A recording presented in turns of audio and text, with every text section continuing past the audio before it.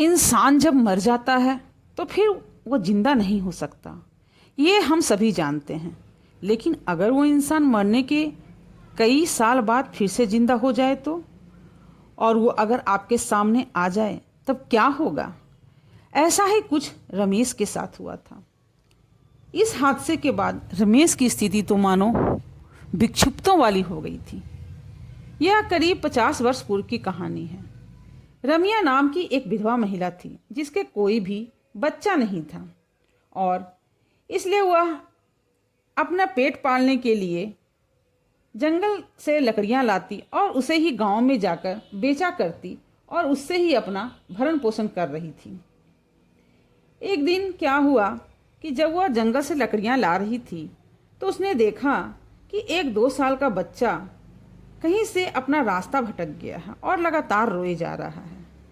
उसने उस बच्चे से उसका नाम पूछा, लेकिन वह बच्चा बोलने में असमर्थ था। तब वह गांव गई और वहां लोगों को उस बच्चे को दिखाया, परंतु कोई भी उस बच्चे को पहचान नहीं सका।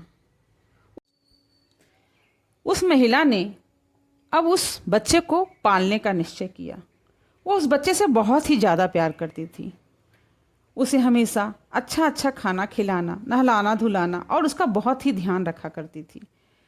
लेकिन गरीबी भी उन्हें काफ़ी कष्ट दे रही थी। वह एक बार बहुत ही बीमार पड़ गई, लेकिन उसे अपने बच्चे का ध्यान हो आया।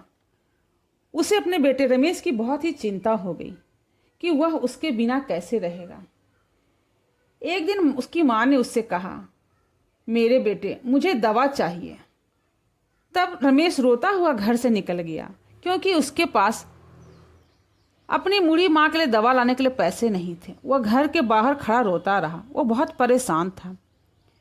थोड़ी देर के बाद ही वो निराश घर की तरफ वापस लौटने लगा, ताकि अपनी माँ को बता सके कि उसके पास दवा लाने के लिए पैसे नहीं हैं। और जब वह घर में आया तो उसने पाया कि उसकी माँ का मुंह आंसुओं से तर है और वह मर चुकी है।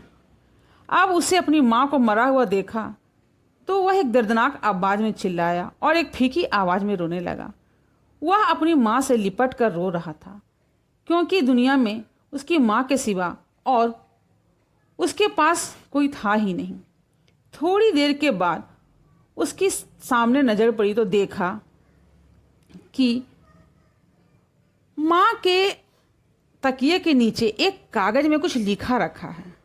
उसने वो कागज़ का टुकड़ा उठाया तो उसमें लिखा हुआ था, मेरे बेटे, जब मैंने तुमसे दवा मांगी तो मुझे पता था कि तुम्हारे पास पैसे नहीं हैं, परंतु मेरी आत्मा मृत्यु के दर्द को महसूस कर रही थी, इसलिए मैंने तुम्हें बाहर जाने के लिए कहा ताकि तुम मुझे मरते हुए ना देखो। मेरे प्यारे बच्चे, तुम कभी भी परेशान मत होना। और मेरे हाथ में एक सोने की अंगूठी है। उस अंगूठी को मेरे मरने के बाद मेरी उंगली से निकाल लेना और उसे बेचकर अपनी आजीविका प्रारंभ करना। उससे जो थोड़े बहुत पैसे तुझे मिलेंगे तो उससे अपना जीवन संवार लेना। रमेश को अब कुछ समझ में नहीं आ रहा था। वह पास के ही जंगल में अपनी उस बूढ़ी माँ को दफना दिया। लेकिन माँ के कहे अनुसार जब वो अंगूठी निकाल रहा था तो वह अंगूठी उस बूढ़ी माँ के उंगली से निकल ही नहीं रही थी। तो उस बेटे को कुछ समझ में नहीं आया, तो उसने वो उंगली ही काट ली और अंगूठी अपने पास रख लिया और माँ को पास के जंगल में ही जाकर दफना दिया। उंगली काटने की वजह से खून की कुछ बूंदें झोपड़ी के आसपास बिखर गई थी। बेटे ने उस अंगूठी को बेचकर जो धन आया उससे अपना कुछ काम धंधा शुरू किया और धीरे धीरे मेहनत के बल पे उसने उससे कुछ पैसे इकट्ठे किए और कुछ समय के बाद उसने अपनी शादी कर ली।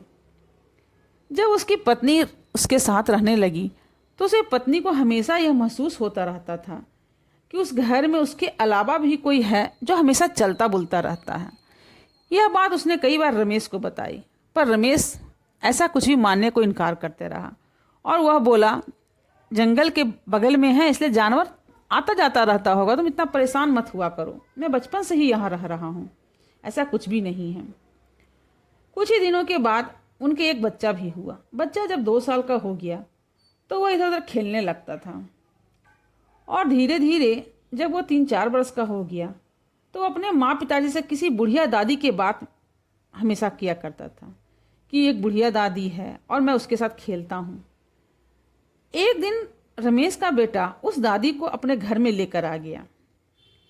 रमेश ने उस बूढ़ी को देखा और खाना खाने के लिए कहा। पहले तो वह बूढ़ी औरत ना नुकुर करने लगी, पर बाद में सब लोग साथ में ही खाना खाने के लिए बैठ गए। रमेश, उसकी पत्नी, छोटा बेटा और वह बूढ़ी औरत भी। रमेश ने जब उस बूढ़ी औरत को खाना खाते हुए देखा तो उसने देखा कि उस बूढ़ी औरत की एक उंगली ही नहीं है। वह बहुत ही बेचैन उठा, उसके आश्चर्य का ठिकाना न रहा। उसने उससे पूछा, माता जी, आपके हाथ की एक उंगली कैसे कट गई? उसने इतना पूछा ही था कि उस बूढ़ी औरत के चेहरे के हाव भाव बदल गए और चेहरे का रंग सफ़ेद हो गया और धीरे धीरे गुस्से से उसका चेहरा विभत्स हो गया। वह हवा में चीखते हुए रमेश के गर्दन को दबोच कर पकड़ ली और उसने उसे घर के बाहर पटक दिया और उसके बच्चे को ऊपर हवा में उछाल दिया और रमेश के गर्दन को जोर से अपने नाखूनों से पकड़कर चिल्लाई, तूने ही तो मेरी उंगली काटी है। इतना सुनते ही रमेश ने बूढ़ी को अपनी जोर से दूर फेंक दिया, लेकिन वह बूढ़ी इतनी ताकतवर थी कि वह तुरंत उछली और उसकी पत्नी को जोर से धक्का देकर दीवार पर दे मारा। रमेश कुछ नहीं समझ पा रहा था, वह चिल्लाने लगा जोर जोर से। इसी बीच उसकी जो पत्नी बेहोश हो चुकी थी वह अचानक उठी और जोर से उसके गर्दन को पकड़कर चिल्लाई, तुमने मेरी उंगली क्यों काटी? रमेश अप्रत्याशित सा देख रहा था कि वह क्या करे। अचानक ही वह सुन रहा था कि हनुमान चालीसा पढ़ने से यह सब कुछ दूर हो जाता है। अचानक ही वह, उसे आता नहीं था फिर भी हनुमान जी का जाप करने लगा। इतना सुनते ही अचानक ही वह बूढ़ी औरत वहाँ से पता नहीं कहाँ अदृश्य हो गई।